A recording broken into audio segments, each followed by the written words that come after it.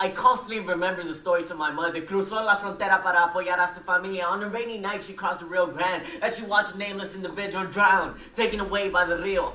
I constantly remember the stories of my father on the story night he was pulled over by Jake for no crime other than driving while black. Caminó desesperada. At the age of 15, she was looking for home. She was looking for Aslan, but the only thing she found were bones. He was driving home, but blacks have no home here. He can only drive to his little tenement in the city. The cops found him. Hugh Graham, and he played for several years. The bones of Latinos with the same purpose. The bones of Latinos que no encontraron a su casa. They looked, but they were denied to the land, and thus they died in the location that their ancestors lived. He was denied his freedom, denied his right, and denied a home. He can only live inside the prison industrial complex. It's a concentration camp for black bodies and a home for the homeless. Mi madre tenía miedo porque la migra la iba a violar. Tenía miedo porque sus amigas también cruzaron, pero también la violaron. We will come home. We will reclaim Aslan.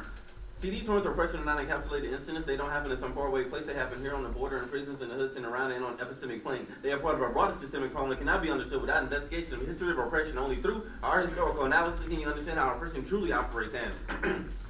And Allowing Anglo terrorism caused Mexico to fight for its land, which vilified Mexico and allowed American and committed imperialist atrocity. The desire to expand slavery in a new land drove whites to expel the natives. Native resistance to slavery enraged Anglos, and now the Alamo is the ongoing justification for the oppression of veracity bronze, as it duly explains. In the 1800s, Anglo migrated illegally into Mexico and gradually drove Tejanos from their lands, committing atrocities against them. Their illegal invasion forced Mexico to fight a war to keep its Texas territory. The Battle of the Alamo became for the whites a symbol of the coward and villainous nature of the Mexicans. It became a symbol of legitimacy. White imperialists take over Tejanos, lost their land, and overnight became the foreigners. U.S. decided Mexico war, forcing us to give up half the nation. And separated from Mexico, the native Mexican Texas no longer looked toward Mexico as the home, which became our homeland once more. Left with 100,000 Mexican descendants annexed by the conquest along with the land. And the land that was established as a treaty belonging to Mexico was soon torn away from its owners, and treaty was never restitution to this day has never been made. And when discussing the statutory or judicial restriction war powers of the President of the United States, including introducing United States armed forces in the hostilities, we must analyze the historical context. I use Polk as the starting point because it is what has shaped and molded the person that my people and I are. And I use the expansion of slavery as the starting point that has shaped, molded me and my people. And Polk incited war without proclaiming war. It was the manipulation of war powers. Polk painted the native Tejanos as aggressors encroaching on land that was America's via manifest destiny. It's the same manifest destiny that gave gringos right over Tejano land and the black body, the brown invader from the south with their violent nature. It's the same logic applied to the border. Today, the black bodies to be managed and controlled is still applied to the ghettos. Then explains. Polk embodied the Secretary of the Navy, his main objective was the acquisition of California until it moved troops to the Rio Grande into territory inhabited by Mexicans. This was clearly a prerogation. He seemed to lost our respect for Mexican right and be unwilling to be an intro to Mr. Polk for pushing our boundary. Taylor set up camp, began construction of a fort, and planted his canning place in the White House in Matamoros. All that was needed was a military incident, began a war that Polk had won when General Corner Cross disappeared. His body was found. His skull was smashed by heavy bullets. Assumed he was killed by Mexican guerrillas. The Mexicans had fired the first shot, but they had done what the American government wanted. According to Colonel Hitchcock wrote, the United States told the aggressor we had not won a particle right to be here. The government said they fought for the purpose of bringing on war that were pretext for taking as much as the country as it chooses. President Polk has incited war by sending American soldiers in what was disputed territory, solely controlled and inhabited by Mexicans. And it is only through disruption of white linear notions that history can begin. A process of liberation is a history that structures our engagement today. Present and oppression have only one place of origin, the past. We must reclaim the history before we can lay groundwork for liberation. Therefore, the spirit of a new people that is conscious not only of its proud history, but also critical of the brutal gringo invasion of our territory, we the oppressed, the dispossessed, the marginalized, rally toward Aslan, the sovereign state of the have-nots. We reclaim a space for ourselves absent the oppressor. Somos libres y soberanos para determinar las tareas que son justamente llamadas para nuestra casa, nuestra tierra, el sudor de nuestra frente y nuestro corazón. Aslan es los que plantan las semillas, recogen las cosechas y regan los campos, y no para los reparos extranjeros. We do not recognize the imperious frontiers on the bronze continent. People who unites us, for the love of our people makes us the people who Simon Scatman, who struggle against the foreigner Kabacha, who exploits our riches and destroys our culture. Con el corazón en nuestras manos y nuestras manos en el suelo, declaramos independencia de nuestra nación mestiza. Somos un pueblo de bronce con una cultura de bronce. Antes de todo el mundo, antes de todo Norteamérica, antes de todos los pueblos en el continente de bronce, que somos una nación, somos una unión, libres somos Aslan. Thus, the role of the ballad is who best performs liberation in this round. As such, in the spirit of plenty, Aslan sets the theme for the oppressed, but use their oppression as a key common denominator for mass mobilization organization. Once we are committed to the ideal and philosophy of plenty, Aslan only then we can conclude our social, economic, culture, and political independence, the only road to total liberation from oppression, exploitation, and racism. Our struggle then must be for the control of our barrios, our campos, our pueblos, our lands, our economy, our culture, and our political life.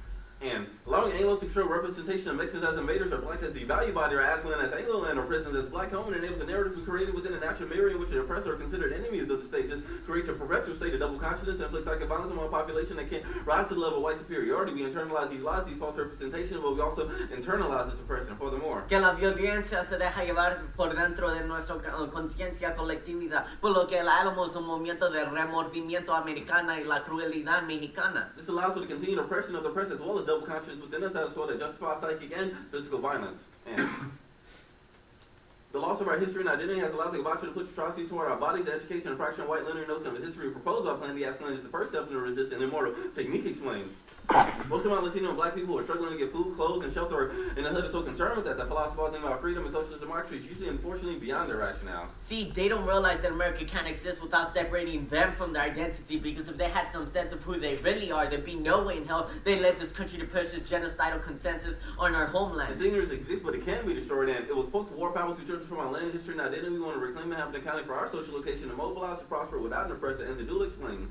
We want the freedom to carve and chisel my own face, to start to bleeding with ashes, to fashion my own gods out of my own interests, and if going on was denied to me, then I would stand and make my space, making a new culture, mestizo, with my own lumber, my own bricks, and my own feminist architect. And the state has done and cannot solve for these forms of oppression as historically felt as a white apparatus can offer short-term piecemeal solution to satisfy non-white population at the behest of whites. The machine penalizes us when we attempt to work within it and reorganizes and reconfigures oppression when any small successes are made. We are pushed to the outside, politicized, and marginalized. We have one option, that is to burn it down. The state cannot coexist with our liberation. Yo soy Chocuan, perdido en un mundo de confusión. Caught up in a whirlwind of bringing society confused by the rules, governed by attitudes, and suppressed by manipulation and destroyed by modern society. See, my father has lost the economic battle and won the struggle, cultural survival, and now I must choose between the paradox of struggle the spirit despite physical hunger to exist in the grasp of American social neurosis, sterilized of the soul in a full stomach. Yes, I would come a long way to nowhere, unwilling to be dragged by the monstrous technological, industrial giant car of progress and Anglo success. See, I look at myself, I watch my brothers, I shed tears of sorrow, I sow seeds of hate, I withdraw to the safety within the circle of life.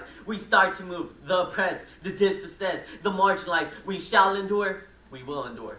And the homogenization of women as a whole body refuses to recognize the particularities of identity that fall in between the lines. It is the very form of thinking that makes violence on bodies between these distinctions even more prevalent. Women of color have always been marginalized, not just as women, but as racialized bodies. And gender queer people are also left out of this rhetoric of equality. The argument is going to function in four key ways. They make violence in these in-betweens much more prevalent, as they claim that solve these invisible violence gets pushed underground and becoming invisible. This is going to be a diss-out to the app. And two, this turns their argument, their lack of intersectionality and understanding of the fluidity these dooms their advocacy, only producing harms. And three, even if you grant them solvency, they can't solve forms of psychological violence that happens. That making people equal doesn't change the fact that in positions next to male, women are often forced to role play traditional masculine roles, regardless if they want to or not. It is the same mentality that prevents women from seen as aggressive politicians, but instead as bitchy. This is an impossible double standard, social double standard that simply can't solve. And part they talk about a question of being silent on these fronts. They are still silent on the question of like queer violence and violence against these other forms of women. Don't let them get out of this. It's a question of performing a contradiction. They talk about silence, but they don't speak about women of color who have particularly unique experiences in the military and queer people who are not even accepted into the military. Let's talk about a few more arguments. It's going to be the root cause argument first. Violence in the military is a symptom of a broader system of oppression. They are the women reason are treated like second-class citizens because they're meant for white heterosexual male superiority that we have to fracture. We must break down these forms of hierarchy and have any true solvency. Look at the process.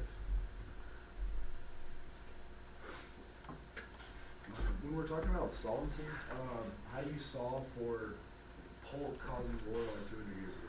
That's that's not what we're talking about. Okay, how do you solve for the liberation of? Yeah, like this is kind of like what we put on the case arguments at the bottom. It's just like we say the reason women are oppressed, or the root cause argument, like the reason why they aren't seen equal, you simply don't get to. It's this myth that comes out of modernity of like the white heterosexual male being the apex of all humanity and all other forms of humans being under them and less than them, or like deviant. Besides our case, how do you solve for like racial liberation? Yeah, like I said, we fracture notions of history that creates forms of psychic violence and How do you fracture we literally like fracture history. No, so it's through the historical investigation.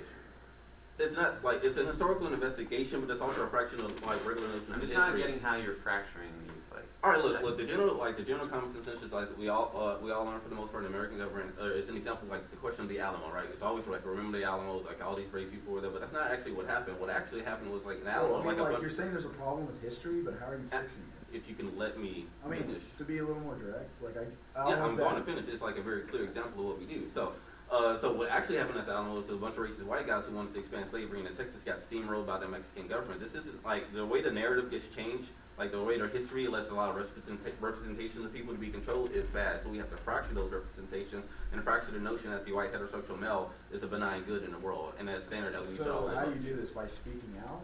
Well, we speak out and we also fracture this notion of history. Do you That's how have, we do you do have it. evidence that speaking out will collapse? Speaking out collapse what? Do you have evidence that speaking out will fracture history? All our like immoral technique evidence and to do evidence is specific to this. That you speaking out will fracture history? Look, yes. Like, which actual card is that? Look, you can look at our moral technique Okay, evidence. It's a that separation the between separation of Yeah, the identity moral technique creates evidence says Yeah. that there's like this ignorance exists, but it Look, can't be if- destroyed, but Right. it doesn't say like how it can be.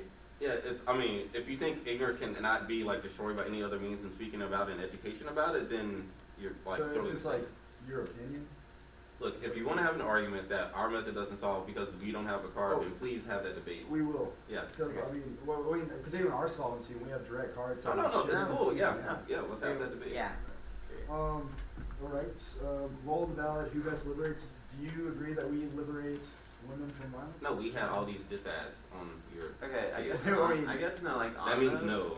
You say that like we don't recognize the silence of like queer violence and women of color in the military, but I mean like Well, we're saying like your case talks about like we can't we're let talking the about silence. all women being like brutalized. So Well, doesn't that first of all, include the thing is like, women? yeah, you homogenize all women Yeah, as that's one You normal not- thing. homogenize all race culture, how's that different? How did we don't homogenize all race culture? You We're a said form of everyone, intersectionality. you said every member of color, every member victim of history, that's a huge misnomer. Where do we say that, man? In your cards, you're talking about every person at the border, this entire culture of race.